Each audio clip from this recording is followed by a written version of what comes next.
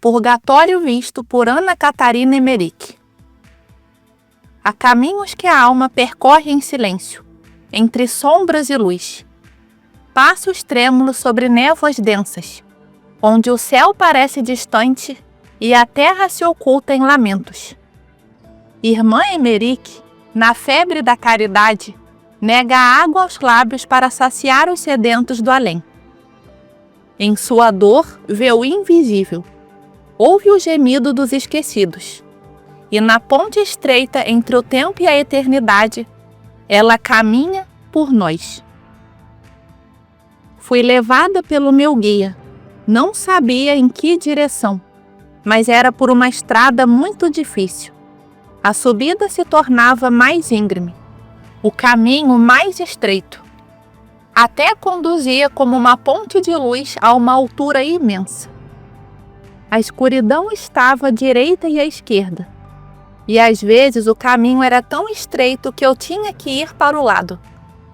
Abaixo estava a terra, envolta em névoa e obscuridade, e a humanidade chafurdando na miséria e na lama. Quase toda a noite se passou nessa dolorosa subida. Muitas vezes caí, e certamente teria sido despedaçada se meu guia não tivesse me dado a mão e me ajudado a levantar. Pode ser que tenhamos viajado em direção a algum ponto do globo, pois meu guia apontou certos lugares em nosso caminho onde foram realizados vários mistérios relacionados com a libertação do povo de Deus. Vi os países pelos quais os patriarcas e mais tarde os filhos de Israel viajaram.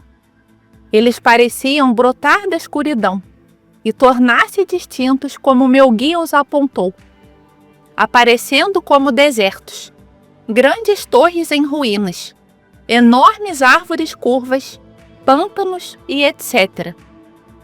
Ele me disse que quando esses países fossem novamente cultivados e cristianizados, o fim do tempo se aproximará.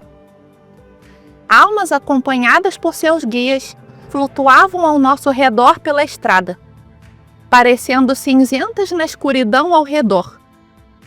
Elas não vieram no caminho, mas voaram por mim e atrás de mim por toda a extensão do caminho. Eram almas recentemente falecidas, pelas quais tive que sofrer e rezar alguns dias atrás. Santa Teresa, Santo Agostinho, Santo Inácio e São Francisco Xavier apareceram e me exortaram à oração e ao trabalho, prometendo que neste dia eu saberia para que fim. Meu caminho levava ao purgatório propriamente dito, que ficava abaixo de nós, e via as almas entrando para uma purgação de cerca de 8 dias, algumas mais, outras menos. Isso eles deviam às minhas orações, que eu ainda tinha que continuar por eles. Vi demônios provocando e atormentando as pobres almas, repreendendo-as, tentando impacientá-las. A parte em que entrei era uma região imensa, sem céu, coberta de folhagens como um arco. Havia de fato algumas árvores, frutas e flores, mas o lugar respirava um ar de melancolia. Nele não havia sofrimento real, nem felicidade real. Havia inúmeras outras seções separadas por vapores, névoas, nuvens ou barreiras, de acordo com os diferentes graus de isolamento a que as almas nelas eram condenadas. À minha chegada vi um número de almas voando 3 a 3, cada conjunto acompanhado por um anjo, para um lugar em que um brilho de luz desceu do alto. Todas eram extraordinariamente alegres.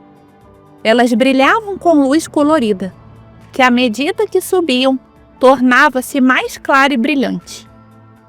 Recebi uma instrução sobre o significado de suas cores.